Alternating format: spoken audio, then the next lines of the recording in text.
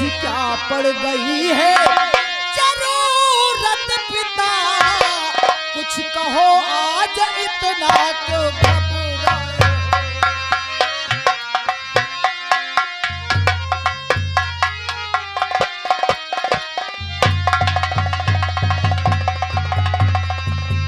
तो बेटी ऐसे कोई जरूरत नहीं, जब से माता गई तेरे सुरधाम है, तेरे सुख के लिए ये सुनो लाडली,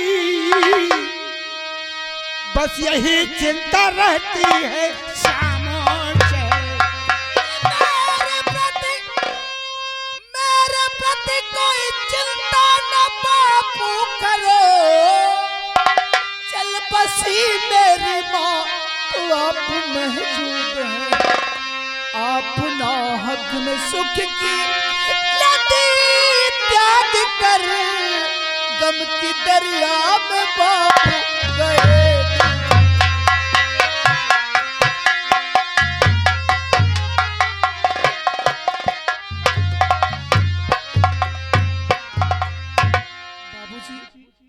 बेटी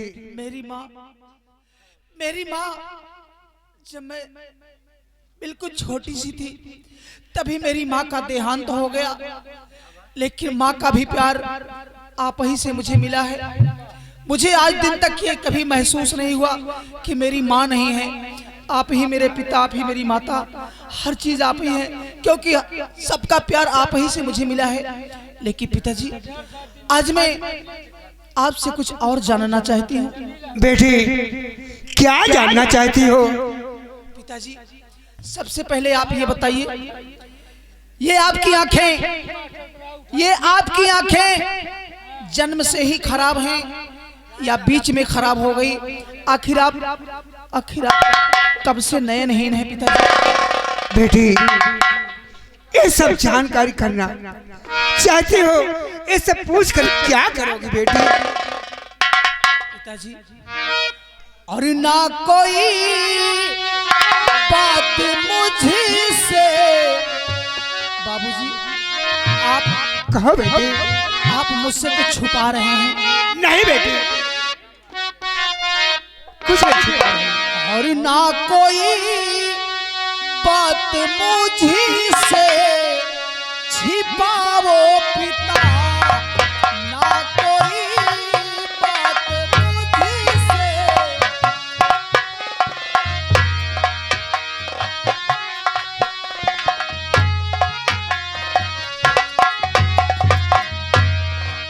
ना कोई बात मुझसे छिपाओ पिता, ना कोई बात मुझसे छिपाओ पिता। आप अंधे हुए कैसे बताओ पिता, आप अंधे हुए कैसे।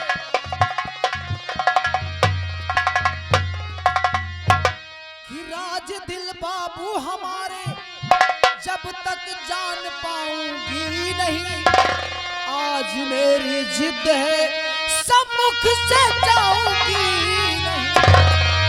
और ऐसी बेटी को ना आज मारो पिता, ऐसी बेटी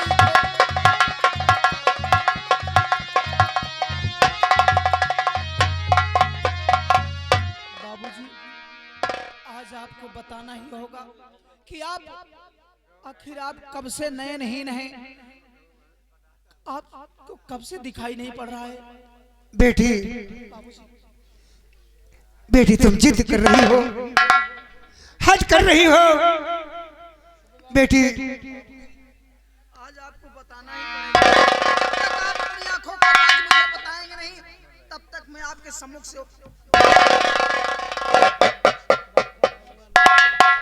बेटी ये हमारे बम्बू ठेकेदार ग्राम भुड़ा निवासी ये 100 की नोट से 20 रुपए इनाम दे रहे हैं, पार्टी की तरफ से हार्दिक शुक्रिया, धन्यवाद। बेटी आप जिद कर रही हैं बेटी, तो मैं बतला रहा हूं। हाँ बाबा जी बताइए।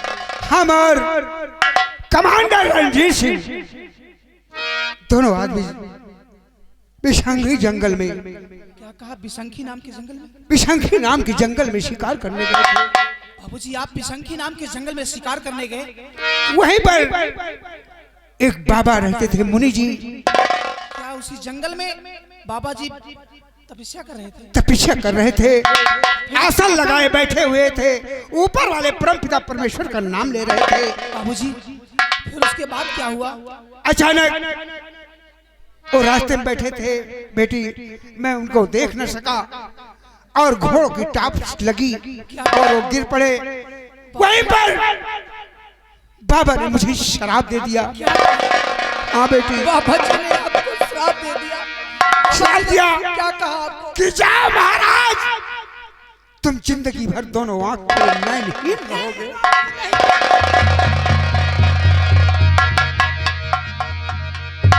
बेटी बस तब से मुझे दोनों आंखों से दिखाई नहीं दे रहा है बेटी।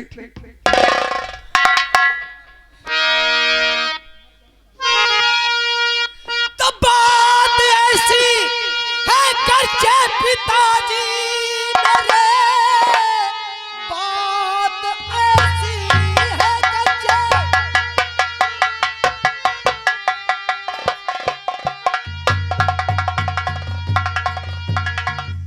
बात ऐसी है करके पिताजी मेरे, मेरे भी दिल में जो है बताऊंगी मैं। आपकी आँख को, आपकी आँख को ठीक जो भी करे उसको ही अपना दूल्हा बनाऊंगी मैं।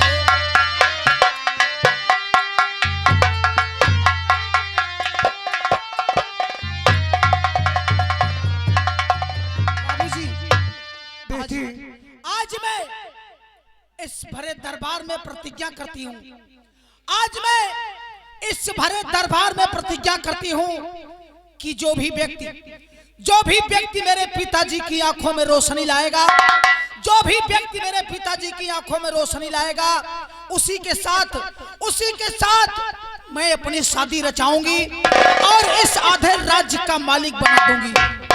बेटी बेटी तुम ये क्या कह रही हो?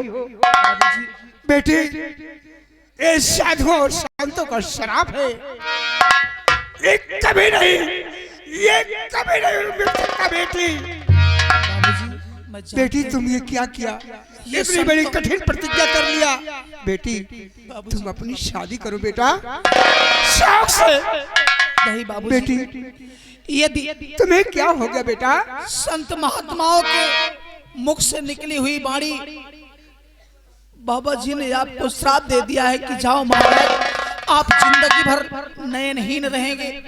तो आज मैंने भी प्रतिज्ञा कर लिया है कि बाबूजी जब तक आपकी आंखों में रोशनी नहीं आएगी मैं सारी जिंदगी यूं ही कुंवारी बैठी रहूंगी और आपकी सेवा करती रहूंगी। नहीं बेटी, बेटी ये मेरी प्रतिज्ञा अटल है। नहीं बेटी तुम अपनी शादी करो बेटी, अपना जीवन बेटी सुख में रहो। नहीं बिताओ बेटी। अब ये नहीं हो सकता है क्योंकि मैंने प्रतिज्ञा कर लिया है और राजकुमारी की प्रतिज्ञा सदा सदा के लिए अटल है। फौजी कमांडर रणजीत सिंह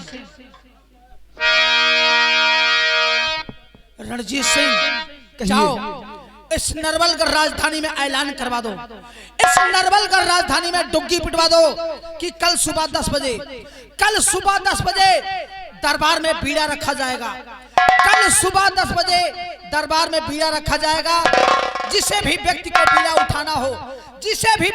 बीड़ा उठाना हो शौक से दरबार में आ सकता है, दरबार में आ सकता है, बीड़ा उठा सकता है। बीड़ा उठाने के लिए कोई रोक नहीं है, लेकिन यदि बीड़ा उठा लिया तो महाराज के आंखों की दवा लाना ही पड़ेगा।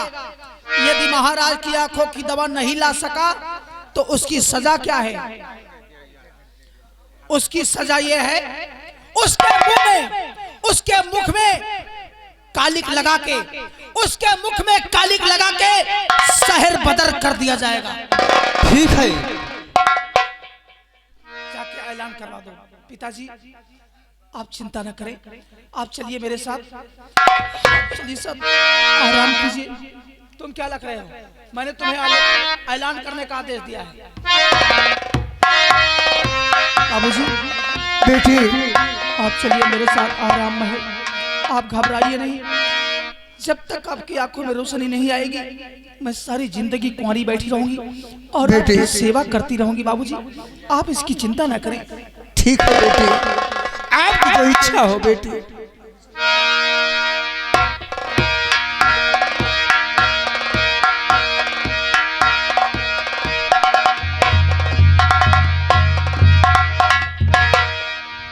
रामबली और महाबली सुना?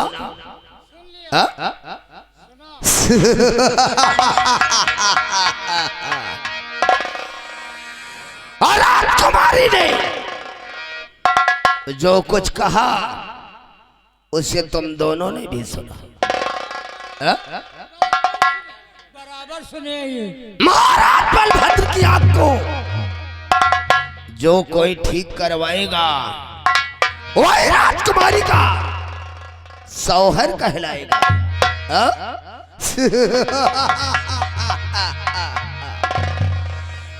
और आधे राज का मालिक बना दिया जाएगा। फौजी कमांडर रणजीत सिंह को पूरी रियासत में ऐलान करने को बोला गया। कल शाही दरबार में बीड़ा रखा जाएगा। जो कोई बीड़े को उठाएगा वो महाराज की आंखों का इलाज करवाएगा। अगर महाराज की आंख को न ठीक करवा सका तो जानते हो महारानी राजकुमारी का क्या हुक्म है, क्या ऐलान है? उसके मुंह में कालिख लगाकर उसे शहर बदर कर दिया जाएगा। लेकिन रामबली और महाबली ऐसा संभव है?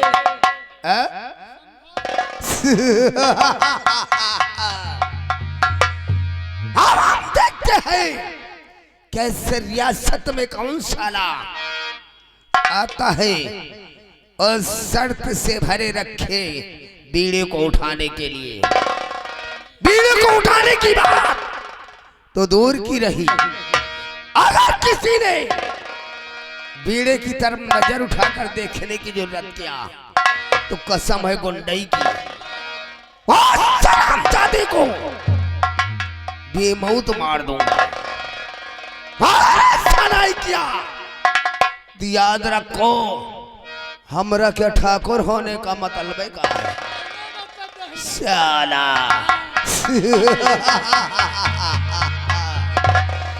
रामबली और महाबली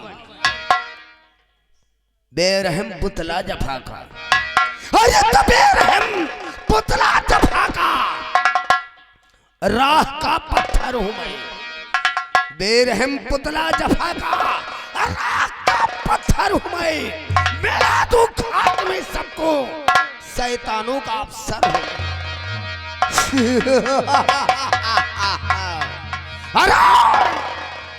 रियासत नरवलगढ़ के लोगों कान को खोलकर सुन लो, हमारा से पंगा लेने की जरूरत किया तो कसम है गुंडई की दौड़ा के गोली मार दूंगा।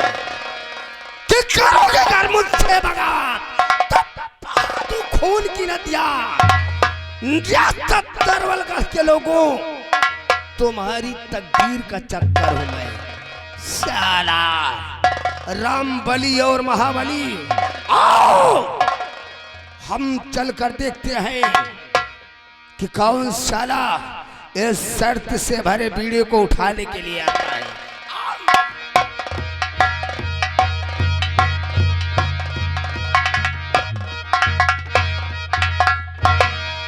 कैसो भाई साहब का कहा कहत ही का कहता ये का कहत है हाँ? जो कह रहे हैं ठीक कह रहे हैं। ये का उठा ली है का हाँ? यही ये उठान है झाखर उखड़ी है। ये जाकर कहिए अब कहे एक बात को बता दी हाँ इनके बस का कुछ हुआ है नहीं हाँ ये तो हम जानता हैं।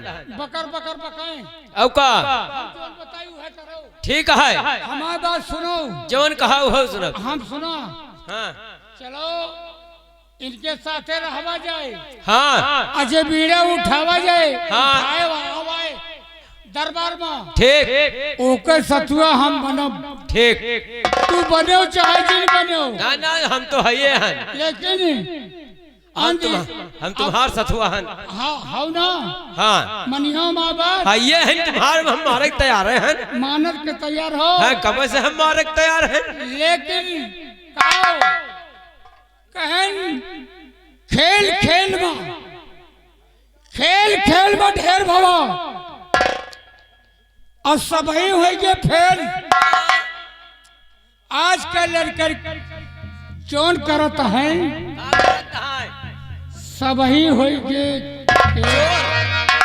लेकिन सुनो हाँ यही जवानिया हो कैसे यही जवानिया में खेल करई के मजा पाई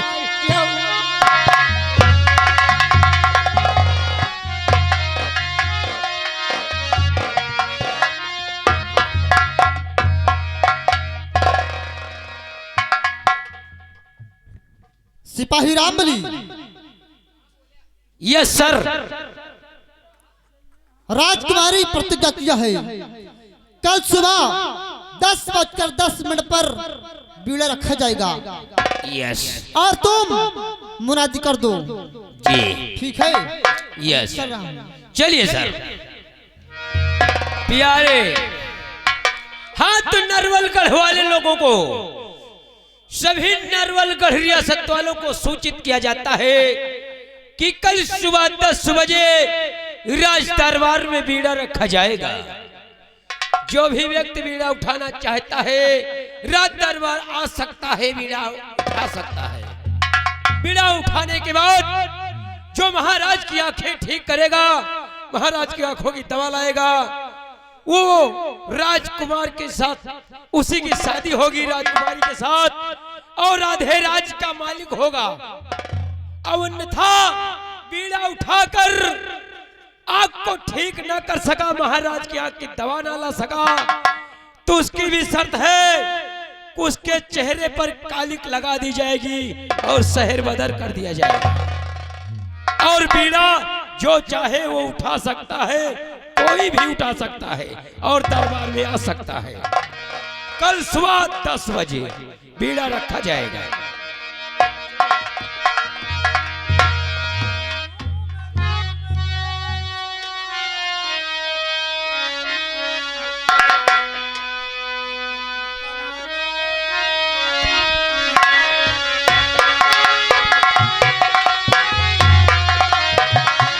मारे भूख प्यास से मूर्छा गया है मुखड़ा एक टुकड़ा रोटी खाने को मिले।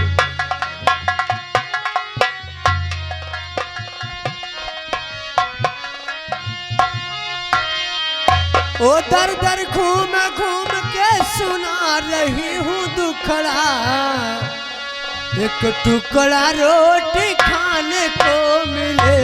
दर दर घूम घूम के सुना रही हूँ दुखड़ा कोई माई का लाल मुझे एक टुकड़ा दे खिलाई।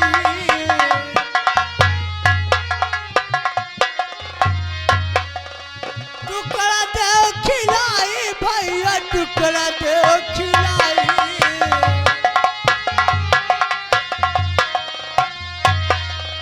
टुकड़ा दे खिलाई बाबू टुकड़ा दे खिलाई।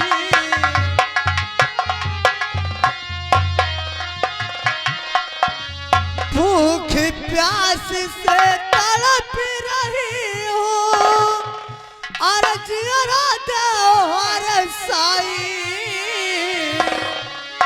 मारे भूख प्यास से मुरझा गया है टुकड़ा एक टुकड़ा रोटी खाने को मिले मारे भूख प्यास से मुरझा गया।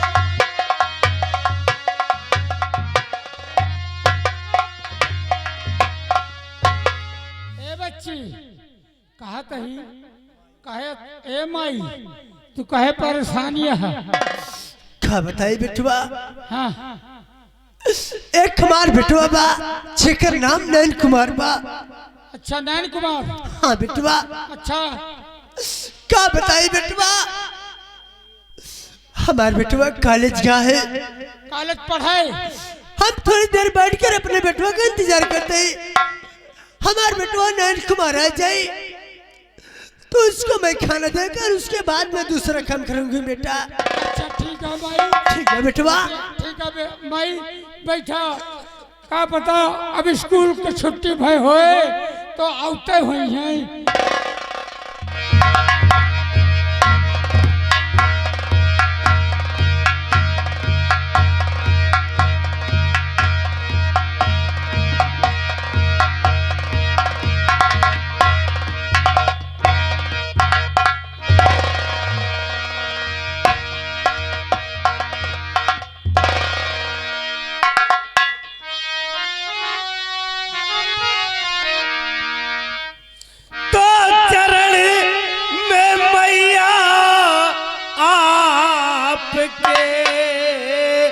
शीश झुकाए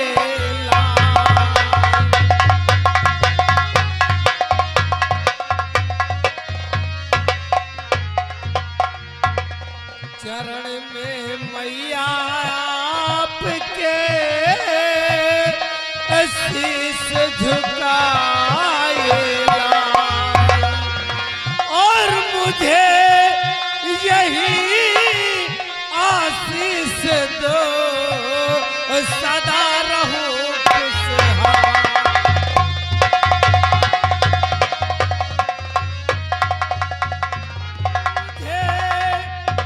यही आशीष दो मैया सदा रहो खुशहाल।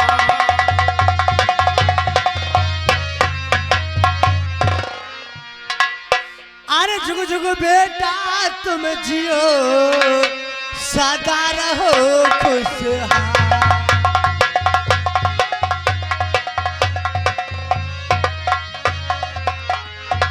जुगु जुगु बेटा तुम जियो सदा रहो खुशहाल।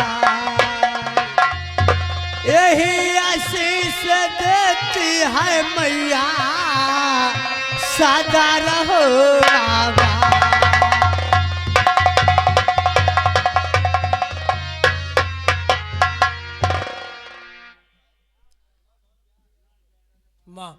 बेटा अभी अभी जब मैं स्कूल से आ रहा था हाँ बेटा तो गांव के चौराहे पर देख रहा हूँ कि काफी भीड़ है और वहाँ पर कुछ मुनादी हो रही थी। कैसे मुनादी हो रही थी मेरे लाल? वही तो मेरी समझ में नहीं आया, वही आपसे मैं पूछना चाहता हूँ मैया। पूछना चाहता हूँ मेरे बेटा, बोलिए।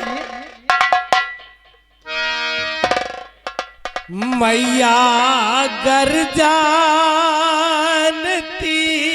हो बताओ मुझे, मैया गर जान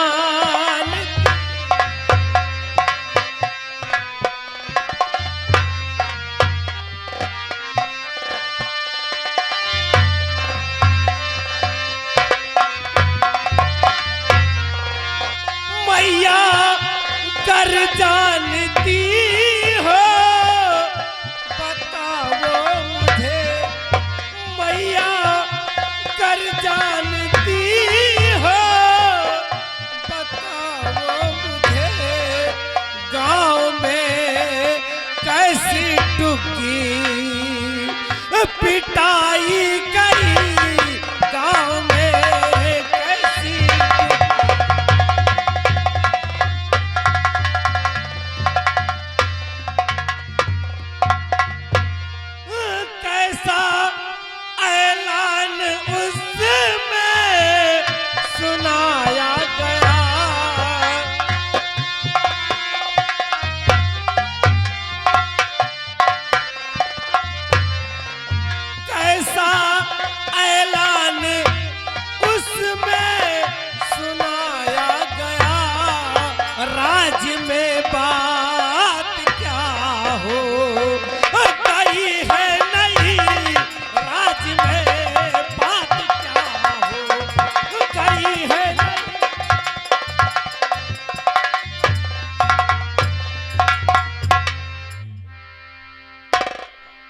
बेटा, ये सब जानकर तुम क्या करोगे मेरे लाल? माँ, यही तो मैं जानना चाहता हूँ कि आखिर जो गांव में मुनादी हो रही थी उसमें क्या सुनाया जा रहा था। लोगों की भीड़ इतनी थी कि मेरी समझ में नहीं आया माँ। मेरी बात सुनिए मेरे लाल।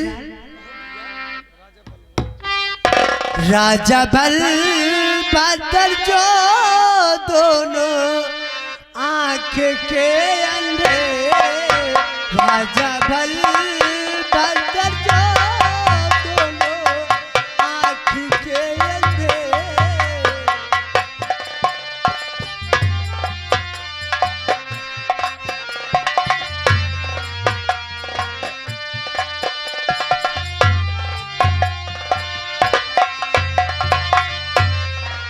राजा बल भद्र जो दोनों आंख के अंधे, राजा बल भद्र जो दोनों आंख के अंधे। ये सुनाई दिया मेरे लाल, ये सुनो, ये सुनो।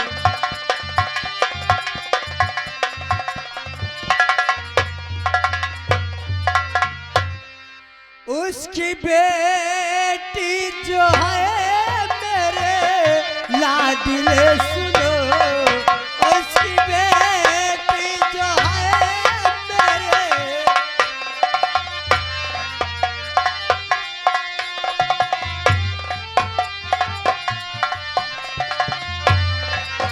उसकी बेटी जो है मेरे लाडले सुनो। आगरा जो कमाल के कहलाएगा, आगरा जो कमाल के कहलाएगा। क्या कहा माँ? जो महाराज बलभद्र नरेश की बेटी राजकुमारी है, जो महाराज बलभद्र नरेश की आंखों को ठीक करेगा, उन्हीं के साथ अपनी शादी करेंगी और वो आधे राज का मालिक कहलाएगा। हाँ मेरे लाल। तो मैया दे दो इजाजत मुझे इस घड़ी, मैया दे दो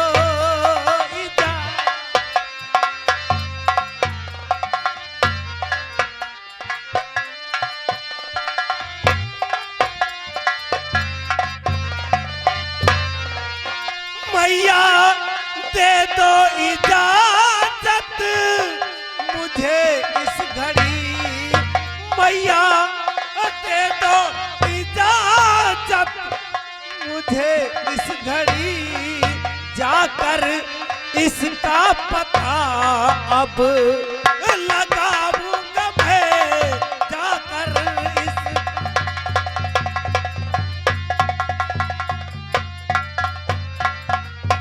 तो आंख बलभद्र की किस तरह ठीक हो, आंख बलभद्र की जिस तरह ठीक हो, ठीक कर वाके जग को दिखा।